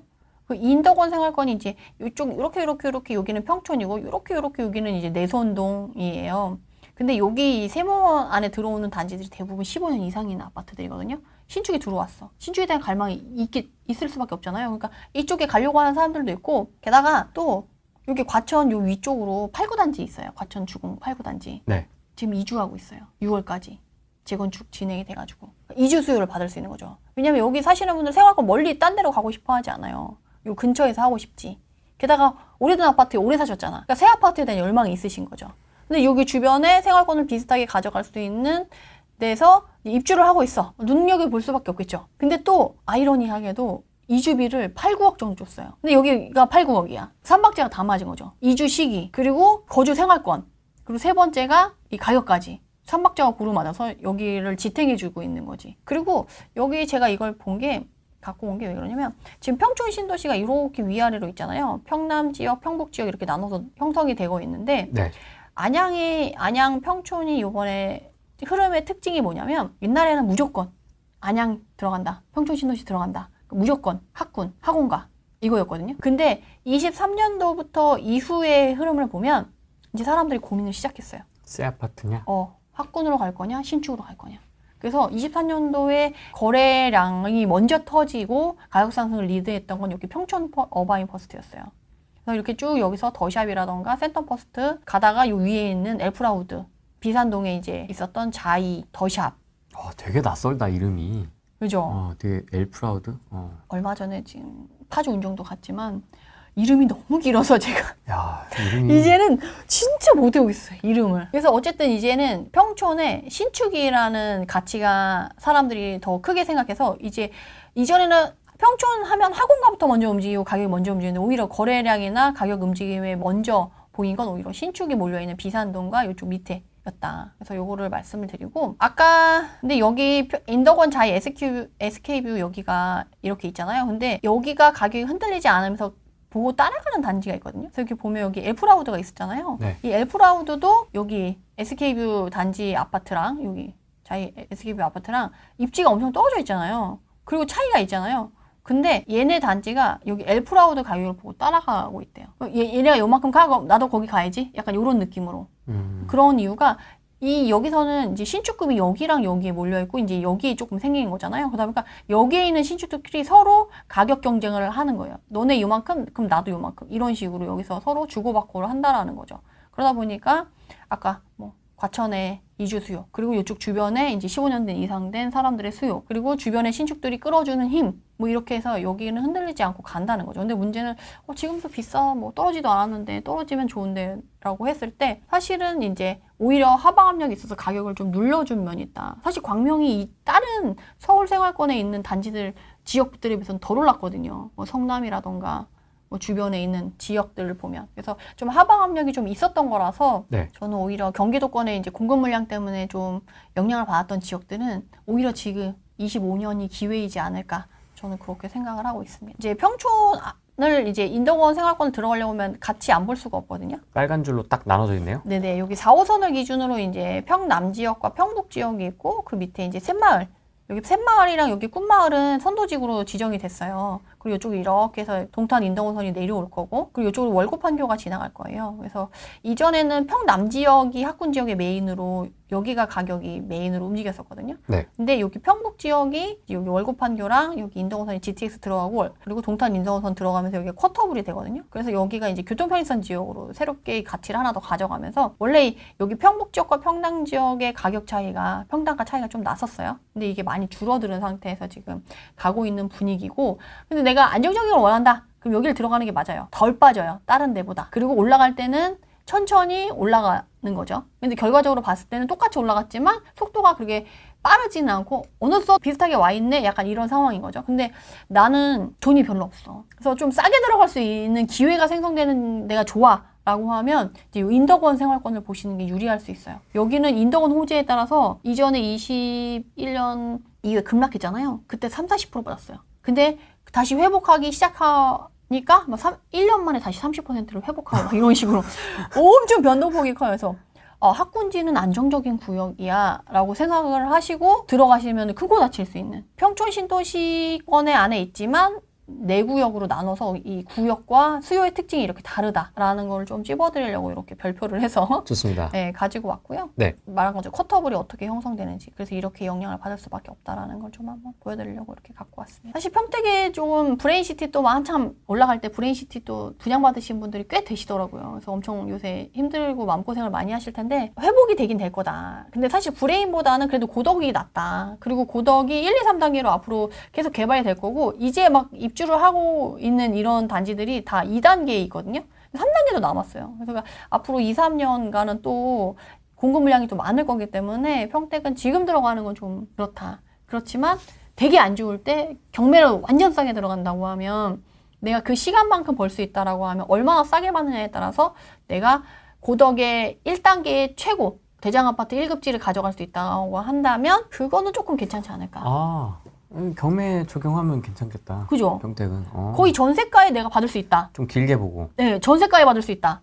그러면 좀 괜찮을 것 같아요. 그래서 내가 지금 고덕이 10억까지 갔다가 여기도 지금 6억대까지 내려왔거든요. 그래서 되게 힘드신 분들이 많으실 텐데 그걸 오히려 역으로 생각해서 내가 이렇게 힘든 것만큼 채우겠다라는 걸로 해서 그런 식으로 약간 경매식으로 돌려서 생각을 해보신다고 하면 오히려 또 기회의 지역이 또 될 수도 있다. 라는 거를 좀 말씀을 드리고 싶습니다. 서울이 지금 보면 전국 수요 입주도 보여주고 경기도 수요 입주도 보여주는데 네. 서울 입주 물량 보면 26년대 팍 꺼졌죠. 네, 이거 뭐 너무 잘 알고 있죠. 네. 시청자분들도. 네. 네, 제가 여기서는 조금 패드를 써서 네. 이걸 말씀드릴게요. 여기 빈 공간 있죠. 네. 이것만큼 에너지가 생성될 거다. 아, 이제 전세가랑 매매가 상승의 에너지가 이만큼 상승이 될 거고, 텅 비었습니다. 네, 첫 해보다 두 번째 해가 조금 더 가속도가 붙을 거고요. 세 번째는 더 가속도가 붙을 거예요. 그럴 수밖에 없는 흐름이다. 이재명 2년차, 3년차, 4년차, 5년차. 딱 맞네. 여기가 5년 차네요. 그러네요. 네네. 어떻게 될지 이제 미리 대비를 해야 되는데, 이전에도 사실 이런 적이 있었거든요. 아파트 시장이 부족했을 때가 있었어요. 근데 그거는 그때 이제 비아파트로 오피스텔, 생활용 숙박시설, 뭐 빌라 이런 걸로 했는데 지금 그쪽 시장이 완전 망가졌잖아요. 그래서 지금 그걸 쓸 수 없는 상태에서 공급 부족이 왔는데 이거 어떻게 할 거냐? 사실 이게 관건이거든요. 그렇죠. 그러면 이걸 솔직히 이 수요 공급이 부족한 거는 나라가 해결해 줘야 되는 거잖아요. 공급을 조절하든 뭐 이렇게 해서 원래 인허가 착공 물량이 부족하니까 빨리 해줘야 된다. 이거는 윤석열 정부 때부터 계속 있었잖아요. 근데 그게 안 된 거잖아요. 결국에는. 그러면은 내가 그걸 해결할 수 없어. 그럼 내가 할 수 있는 선에서 방법을 찾아야 되잖아요. 그럼 어떻게 찾아야 되냐? 그 방법을 말씀드리도록 할게요. 서울에는 지금 보면 24년부터 쭉 이제 없어요. 공급이 없어. 뒤쪽에 이제 강남구 요번에 올림픽 파크포레온이 있었던 거랑 뭐 서초구 방배 이쪽밖에 없어요. 없는 거죠, 거의 이제. 그나마 이제 동대문구가 이번에 있어가지고 강북 쪽에 11,000세대가 올해 끝나요. 그래서 내가 서울에서 강북 쪽에 동대문구 이하 쪽으로 원래 집을 구하고 있었다. 그러면 동대문구까지도 지금 하방 압력이 있는 거라서 장인뉴타운까지 그 밑에 그 위로 올라가는 건 아니고 거기까지는 좀 보면 좋다. 장인뉴타운이 여기 있고 광운대 역세권이 여기 있고 미미삼이 여기 있고 서울원 아이파크가 여기 있거든요. 여기까지만 괜찮다. 어떤 분이 그러시더라고요. 성북구가 더 노원구보다 좋은 거 아니에요? 미미삼을 왜 봐? 막 이렇게 얘기를 하시더라고요. 그래서 노원구도 노원구 나름이다. 성북구도 성북구 나름이다 해서 오히려 노원구 월계동의 광운대 역세권을 끼고 있는 쪽은 좀 다르다라고 말씀을 드릴 수 있을 것 같고, 그렇게 했을 때 이제 전세가도 또 갈 거고, 이제 2+2+를 하더라도 이후에 또 그걸 고민을 해야 되는 거잖아요. 그리고 이제 전세가가 계속 올라가고 전세 매물이 부족하게 되면은 네. 어떤 현상이 일어나면 기존의 제도랑 규칙이 있는데 그거 이외에 막 특약이 들어가기 시작해요. 4년이잖아요. 근데 나 그거 안 하고 뭐 이렇게 하겠다. 라는 특약을 넣는 거지. 근데 그게 원래는 뭐 그거 안 해준다. 그렇게 해도 법적으로는 소송을 걸면 문제가 없다라고 하지만 그렇게 되면 이제 새로운 집을 구할 수 없는 상황이 되니까 오히려 세입자들이 오히려 맞춰주는 그런 상황이 될 거예요. 그래서 앞으로 전세가가 올라가면 그런 풍조가 더 늘어날 수밖에 없다. 매매 거래량보다 전세 거래량이 확연히 많거든요. 서울로 비교를 해도 그렇고 전국을 비교해도 그렇고요. 5년 평균 했을 때 5만 건 정도가 거래가 됐어요. 네. 여기는 1만 건도 안 되게 5천 건 거래됐는데 매매 거래량은 5년 평균 거래량에 비해서 다 밑에 내려와 있죠. 23, 24, 25가 다. 네. 서울도 마찬가지로 다 내려와 있죠. 근데 전월세는 어때요? 반대죠. 5년 평균 전월세 거래량에 비해 다 위에 올라와 있어요. 네. 서울도 그렇고 전국도 그렇고. 근데 여기는 지금 5만 건이잖아요. 여기는 20만 건이에요. 전월세 비중이 훨씬 높다는 거예요. 23년도에 매매 비중 19%, 전세 비중 46%, 월세 비중 30 몇 프로. 뭐 이렇게 해가지고 비중이 지금 전월세에 확 몰려있는 상황인데 지금 이번에 민주당에서도 그렇고 기존에 이제 있었던 대출 규제의 기준은 모든 대출의 소득 기준을 부과한다. 결국에는 모든 대출에 DSR을 적용한다라는 게 기조거든요. 이거를 이제 바꾸냐 안 바꾸냐 이제 이재명 대통령이 얼마나 이제 힘을 쓰느냐 없느냐에 따라서 갈라질 수 있는데 기조는 어쨌든 연말까지는 이렇게 가겠다라는 기조예요. 그러면 모든 대출에 DSR을 넣겠다. 그럼 전세자금 대출에도 DSR을 넣겠다는 거거든요. 소득을 보겠다는 거예요. 그러면 내가 원하는 집에 갔을 때 내가 원하는 만큼의 전세 대출이 안 나와. 그럼 그 집을 못 가겠죠. 그럼 두 가지 방법이 있어요. 아, 거기 못 가네? 다른 데 좀 싼 데 알아보자. 두 번째는 아, 여기 못 가네? 그러면 전세 대출 나오는 것까지만 보증금 넣고 나머지는 반전세로 들어가자. 그럼 월세화 되는 거예요. 이게 시작이 되는 거거든요. 그러면 게다가 문제는 이번에 또 아직 건드리진 않았지만 이후에 향후 임대차 입법을 건드릴 가능성이 또 있잖아요. 그쵸? 그렇게 되면 무한히 되는 이제 거죠. 또 전세 매물이 더 줄어들고 하면 이제 전세 가격의 상승은 더 갈 거라서 어쨌든 그거에 대한 대비가 좀 필요한데 내가 매매로 갈 사람, 전세로 갈 사람이 봐야 될 지역들이 좀 달라요. 그렇게 봤을 때 지금 네. 매매로 가장 핫하게 봐야 될 지역은 2025년 4월 1일부터 6월 1일까지 가져왔어요. 여기서 봤을 때 4월 1일부터 끄는 건 알겠죠. 토지거래구역 해제 제지 지역 영향을 안 받는 기간부터. 네. 그렇게 했을 때 상승률 좋은 순으로 줄을 세워봤더니 강남, 송파, 양천구예요. 강남, 송파, 양천구를 보면 어때요? 강남, 송파는 강남 3구. 그 다음에 새롭게 떠오른 지역이 양천구라는 거예요. 최근에 나왔던 뉴스의 톤이 이런 거 있어요. 맹모의 지역 다시 떠오른다. 학군 파워 다시 시작된다. 막 이렇게 나오거든요. 근데 그건 잘못됐어요. 양천구랑 목동이 뜨는 이유는 학군 때문에 뜨는 게 아니거든요. 지금 재건축 때문에 뜨는 거예요. 그렇죠. 그러면 지금 재건축 지역이나 재건축 단지들이 다 뜨고 있냐? 아니에요. 그것도 아니죠. 왜냐하면 사업 시행인가 이후가 됐거나 관리 처분인가 이후가 됐던 지역 그런 단지들은 지금 떨고 있어요. 재건축 초과 이익하는 지가 눈앞에 있거든. 그러니까 이걸 어떻게 해야 되나, 사업을 계속 진행해야 되냐 아니면 가격을 가야 되냐, 약간 이런 소리를 많이 하는 거거든요. 목동 같은 경우는 재건축 초과이익 환수제를 생각하지 않고 갈 수 있는 지역이거든요. 왜냐? 너무 초기거든. 지금 막 정비구역 지정하고 이제 막 조합 설립을 한 해 만에 이렇게 나오는 완전 초기 단계고, 이게 잘 아무리 빨리 간다고 해도 10년, 20년 걸리니까 그러면 재건축 초과이익 환수제는 이후에 어떻게 될지 알 수 없고 그거는 이후에 고민이 되니까 우선은 가라는 분위기가 형성된 게 이제 양천구인 거죠. 그리고 지금 신시가지 1단지부터 14단지까지 이게 새 옷을 갈아입는다라고 하면 신도시가 새로 만들어지는 거랑 완전 똑같거든요. 그보다 훨씬 규모도 크고. 그래서 앞으로 지금 양천구의 상승률은 좀 지켜볼 필요가 있다. 그리고 지금 11일까지 보면 양천구가 6월 1일까지는 1.89였거든요. 열흘 지났는데 2.27이 됐어요. 여기도 상승률이 장난 아니죠. 그러니까 서울이 지금, 그러니까 강남구도 2.18에서 2.68로 올랐어요. 조기 대선이 끝나고 나서 이제 새 정부가 시작되고 나서 핫하고 비싸고 좋았던 지역들은 그냥 그대로 가고 있고 오히려 더 에너지가 커졌다. 라고 보는 게 맞아요. 그래서 이후에 너무 걱정되는 건 원래 한 9월, 10월쯤에 부동산 정책이 발표되지 않을까라고 이제 다들 기다리고 있는데 다들 마음의 준비를 그렇게 하고 있었거든요. 그러니까. 근데 이제 이런 식으로 또 막 가격이 오르고 신고가 찍어주고 막 부동산시장이 이래.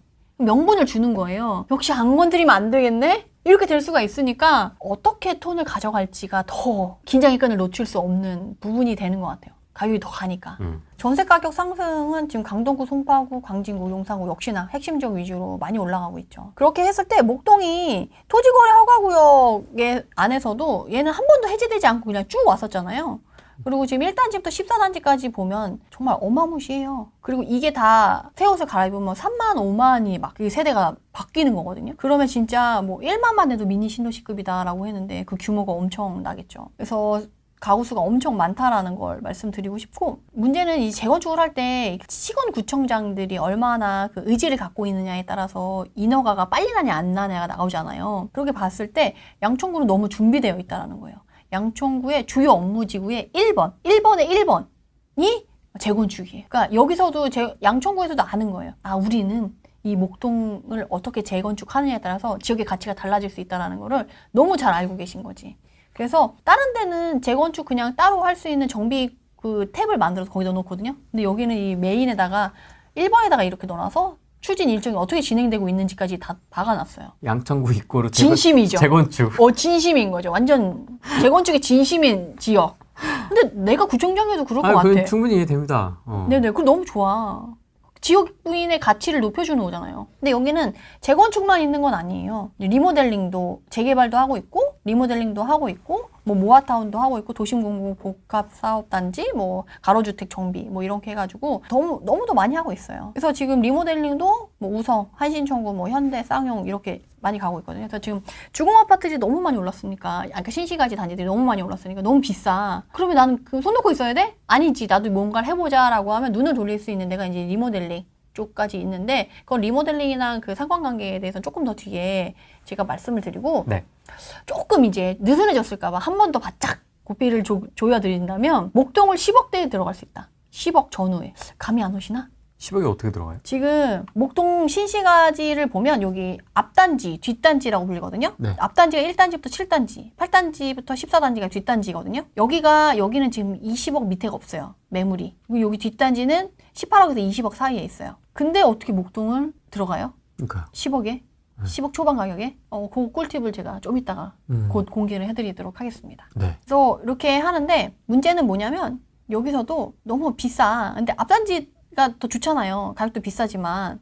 근데 여기 대장 아파트가 7단지잖아요. 대단지고 엮이고 있고 뭐 백화점, 맞습니다. 학군, 뭐 인프라 뭐 하나 빠지지 않잖아요. 7단지가 대장 아파트인데 최근에는 아까도 말씀드린 추가 분담금이 너무 부담되는 거예요. 추가 분담금 막 지난번에 저쪽에 강남구에서 12억 나와가지고 난리 났었잖아요. 그것처럼 분담금 너무 나오면 너무 부담스러운데 하시는 분들이 지금 많이 거래하시는 쪽이 이제 목동 5단지예요. 지금 보시면 다 마이너스 붙어 있죠. 여기는 이제 지분율이나 이런 게 높아서 추가 분담금 없이 마이너스가 붙어 있으니까. 환급. 근데 지금은 환급인데 조금 되면 줄거나 이제 못 받을 수 있겠지만 그렇죠. 부담은 덜하다는 거지. 그래서 7단지도 조금 마이너스 붙어 있는 애들이 있지만 여기에 비해서는 가격대가 낮아서 여기가 더 많이 돌려받잖아요. 그러니까 더 안전하고 추가 분담금에 대한 부담이 덜하다는 거죠. 그래서 지금 목동의 앞단지를 보고 계시는 분들의 특징은 난 무조건 대장 아파트 가치 있는 걸 갈 거야. 그리고 뭐 작은 평형 같은 경우는 마이너스가 좀 붙기도 하잖아. 추가 분담금에. 뭐 이런 느낌? 그리고 난 추가 분담금 너무 부담돼서 못 들어가겠어. 나는 그런 분담금 없이 부담 제일 없는 5단지 들어갈 거야. 라고 얘기를 할 수도 있고, 아니야. 난 속도가 제일이지. 재건축은 속도가 빠르면 빠를수록 가치가 높아지고 시세 상승률이 높잖아요. 그래서 이번에 6단지 같은 경우는 조합 설립이 가장 먼저 이루어지는 걸로. 추진위원회 없이 그냥 건너뛰고 바로 추진위원회 그 조합 설립한다고 해서 지금 기대감이 엄청 뿜뿜하고 입주를 7년 생각하고 있어요. 7년 후에 준공해서 들어간다.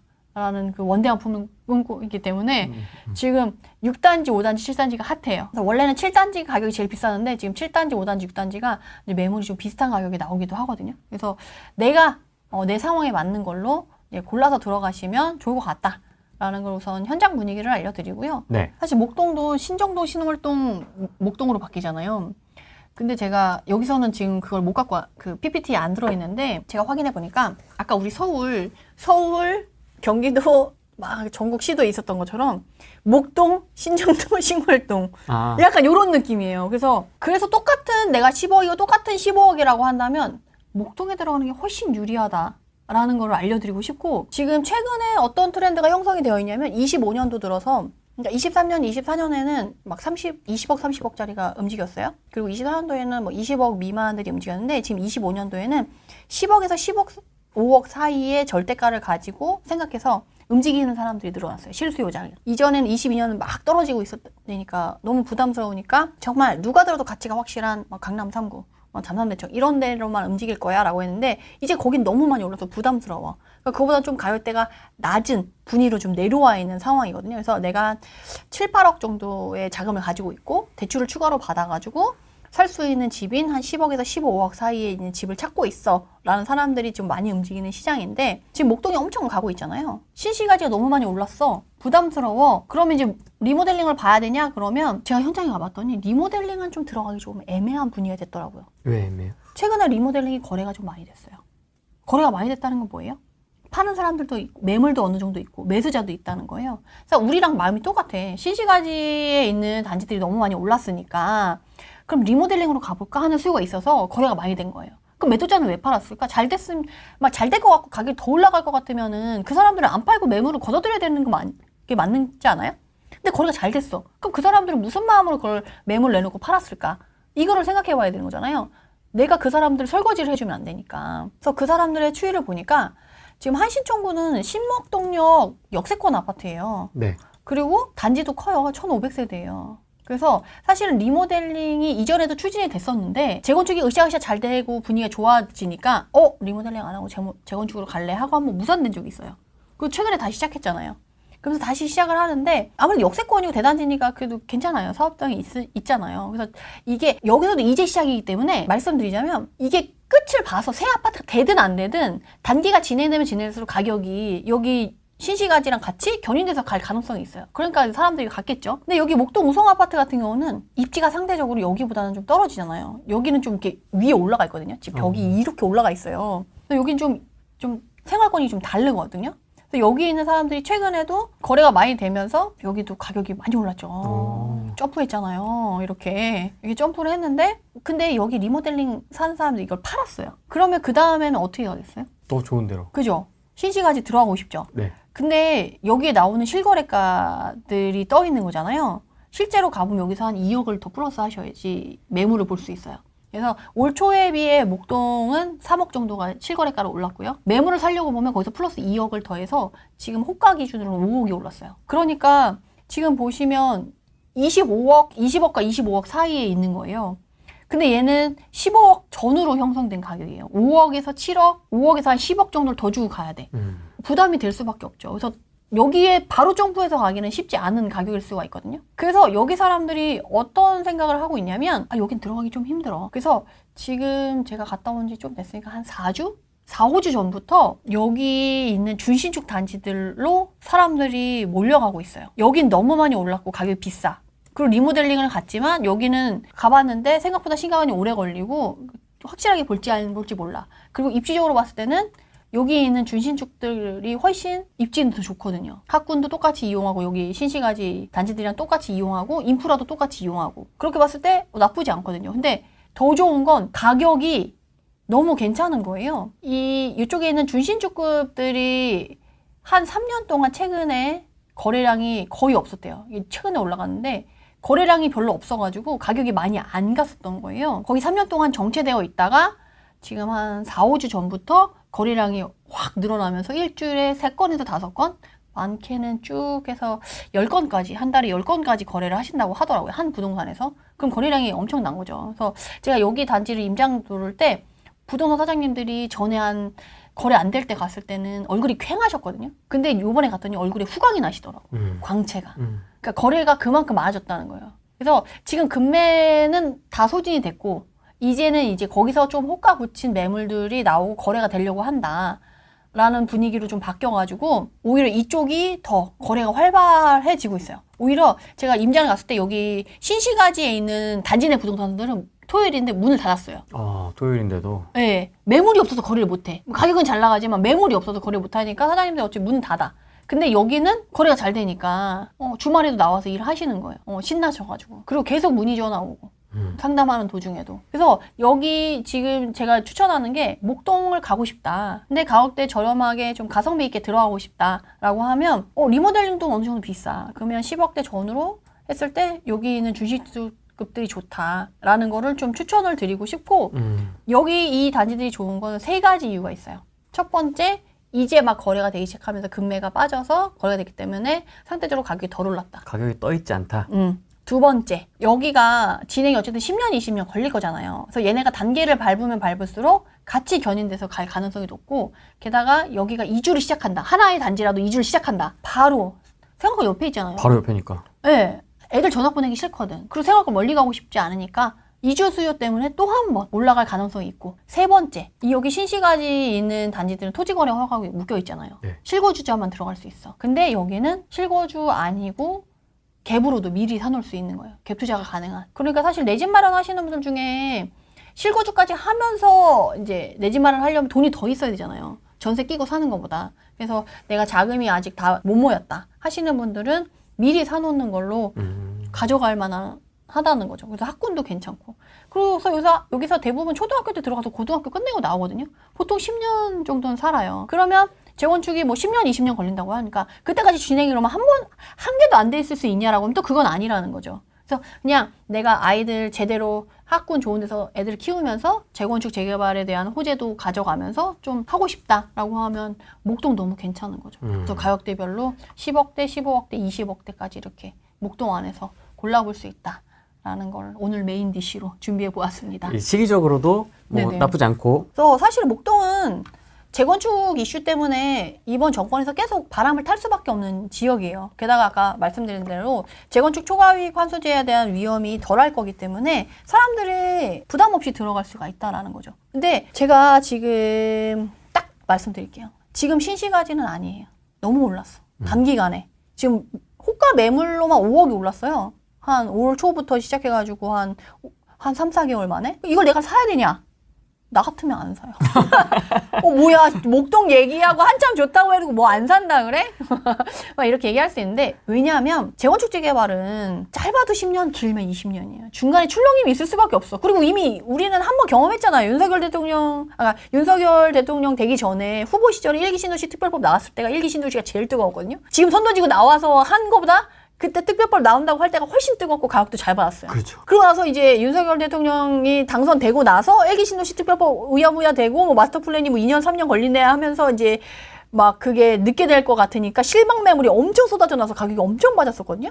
목동이라고 별다를까요? 저는 목동도 충분히 중간에 출렁임이 있을 수밖에 없다라고 생각을 들어요. 그래서 지금은 너무 좋은 분위기에서 지금 호가가 너무 많이 붙었으니까 이후에 출렁임이 있을 때 들어가도 늦지 않겠다라는 기조로 말씀을 드린 거예요. 그러니까 근데 너무 쫓아가서 떠 있는 걸 잡지 마라. 네. 근데 문제는 얘는 앞으로 이 지역과 이 구역은 앞으로 계속 갈 가능성이 있으니까 기회를 노리고 있다가 길목에서 기다리고 있다가 계속 잡을 기회를 노려야지 이후에 얘네가 가시화돼서 사업 시행이거나 조합 설립이 이후로 뭔가 진행이 된다 그러면 절대 못 들어가. 이 가격엔 절대 못 들어가요. 가격이 더 떠 있지 않겠어요? 맞아요. 그러면 이제 진짜 완전 넘사벽의 단지로 이제 건너갈 수밖에 없어서 그래도 지금은 10억, 20억 정도면 그래도 어떻게 해서든 하는데 막 50억 넘어가고 막 지금 뭐 원베일리 막 70억 넘어가고 이런 거는 정말 우리는 이제 그런 건 배제하고 보잖아요. 그러니까 목동도 충분히 그럴 수 있다고 저는 봐요. 물론 70억까지는 아니지만 그래도 지금 30억은 당연히 가는 거고 40억, 50억도 좀 평형대에 따라서 갈 수 있다라고 보기 때문에 차라리 조금 미리미리부터 좀 봐야 되는 지역이 저는 목동이지 않을까 싶어요. 그래서 가시화되기 전에 좀 미리미리 챙겨놓자. 라고 해서 오늘 이렇게 메인 디쉬로 준비를 했어요. 지금 기조대로 비슷하게 갈 가능성이 높고요. 좋았던 지역들은 더 좋아질 거고 분위기가 안 좋았던 지역들은 더 안 좋아지는 분위기로 갈 수밖에 없는 상황이니까 그거에 대해서 대비를 좀 하시면 좋을 것 같고 무엇보다 26년부터 이제 공급 물량이 부족하다라는 건 이제 전국적으로도 있고 이제 서울에서 뚜렷하게 나타날 거라 그거에 대한 대비를 좀 미리미리 하시는 게 중요하지 않을까 싶고 그리고 목동을 제가 방금 좀 따끈따끈하게 엄청 강조하면서 말씀드렸는데 네. 그렇다고 해서 뭐 목동이 잘 간다고 해서 강남 서초를 막 능가하냐 뭐 용산을 능가하냐 사실 그건 아니에요. 그래서 제가 톤을 얘기할 때 그거에 대한 거를 좀 잘 받아들여 주셨으면 좋겠다. 그렇죠. 그러니까 이전의 목동과 다르게 확 이제 레벨업을 할 수 있고 우리가 이전에도 재건축이 좋은 건 약간 자산 점프가 가능한 거잖아요. 이거 막 10억대였다가 20억대, 30억대 이렇게 점프를 하는 거기 때문에 그런 기회를 노리고 그런 기회를 좀 잡고 싶은 분들에게 좀 그쵸. 눈여겨보자라는 그쵸, 거지. 뜬금없이 뭐 강남 팔고 목동으로 가라 이런 게 아니잖아요. 그쵸. 행간을 잘 읽어야지. 아니 근데 아까 이 댓글에 이렇게 써 있으셔가지고 그래도 강남 서초가 좋다. 목동은 좀 밑에다 막 얘기를 하셔가지고 내가 그런 거로 구독자는 아닌 것 같습니다. 그래서 제가 구독자는 아니겠지. 설마 7, 8년 구독했는데 설마 그 정도 짬바가 안 될까? 그래서 제가 내가 너무 톤을 세게 얘기해서 헷갈리셨나라는 생각이 걱정스러운 마음에 이렇게 네. 한 번 더 말씀을 드렸습니다. 네. 어쨌든 본인의 자산과 상황에 맞춰서 미리미리 준비하는 건 항상 필요하지 않을까 싶어요. 그리고 미리 준비하고 있던 사람만이 다음이 기대되고 좋아지더라고요. 본인이 준비하지도 않았는데 뭐 아무거나 너 얘다 가져라라고 아무도 안 그러거든요. 이렇게 할 거거든요. 내놔라 임대주택 할 거거든요. 그래서 어쨌든 좀 미리미리 준비하셔가지고 네. 내 집 마련 하시는 게 좋을 것 같고 1주택자분들은 갈아타기 많이 고민하시거든요. 네. 지금이 맞나?